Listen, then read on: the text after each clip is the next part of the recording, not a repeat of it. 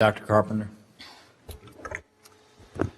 Chairman Corker, Ranking Member Cardin, members of the committee, I appreciate this opportunity to update you on the Department of Defense's strong and balanced approach to deterring Russian aggression, defending the homeland and our treaty allies, and strengthening the resilience of our allies and partners to Russian coercion and intimidation. Russia's interventions in Georgia in 2008 and Ukraine in 2014 have demonstrated a blatant disregard for its international commitments, including the most basic principles of the international order, including sovereignty, territorial integrity, and the inviolability of borders. In Syria, Russia has intervened militarily to prop up a murderous dictator, allying itself with the Iranian Revolutionary Guard Corps and Lebanese Hezbollah. Russia's nuclear saber-rattling raises troubling questions about Russian leaders' commitments to strategic stability and to norms against the threat of use of nuclear weapons. With regards to arms control commitments, Russia's record has been mixed. It has violated those agreements that pose impediments to its military modernization plans, such as the Conventional Forces in Europe Treaty or the Intermediate Range Nuclear Forces Treaty. However, it has honored others, such as the New START Treaty, which limits Russia and U.S. deployed strategic nuclear weapons to historical low levels. Thanks to a robust military modernization program, Russia seeks to be a qualitative, if not quantitative, peer to the United States across the land, sea, and air and space domains, in addition to in cyberspace and across the electromagnetic spectrum.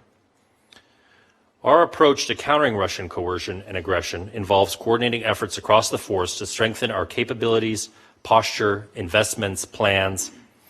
We aim to do this without foreclosing the possibility of working with Russia when it is in our interest.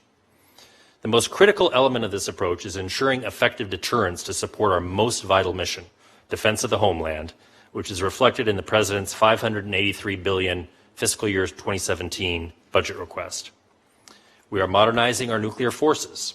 This recapitalization program includes a new long-range strategic bomber, ballistic missile submarine, an air-launched cruise missile, as well as life extension program for the B-61 gravity bomb. We are also moving forward the development of new technologies to ensure we maintain a qualitative military edge over potential high-end adversaries. These include new unmanned systems, enhanced ground-based air and missile defenses, new long-range anti-ship weapons, and innovative technologies like the electromagnetic railgun, lasers, and new systems for electronic warfare, space, and cyberspace. We will also continue to strengthen our alliances and partnerships. I thank Congress for its continued support for the European Reassurance Initiative.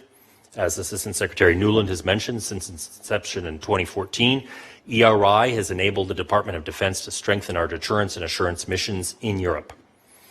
The President's fiscal year 2017 budget proposes quadrupling funding for ERI to more than $3.4 billion, which will allow us to increase our force posture in Europe by augmenting 2 permanently stationed brigade combat teams with an additional armored BCT, as well as a 4th BCT worth of pre-positioned warfighting equipment. With our non-NATO partners, our goal is to improve their capabilities and capacity to deal with conventional and unconventional threats. In Ukraine, we have provided over $600 million to enhance security since the start of the crisis. Our support has consisted of training programs to enhance Ukraine's internal defense capabilities, equipment to support the operational needs of its security forces, and advisors to advance the implementation of key defense reforms.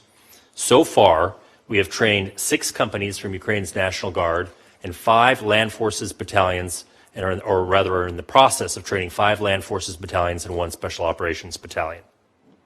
While the scale of our assistance to Ukraine is unique, we are engaged in similar capacity building efforts with other non-NATO partners such as Georgia and Moldova. As Secretary Carter has underscored, the Department's policy towards Russia is predicated on a strategic approach that is both strong and balanced, leaving the door open to Russia to return to compliance with its international norms and to constructive engagement with the international community. In the meantime, in concert with our allies and partners, we will continue countering Russian coercion and aggression with a posture that is defensive and proportional. In spite of Russia's actions, we will also continue to advance our strategic vision of a Europe whole, free, and at peace. Thank you very much, and I look forward to your questions. Thank you.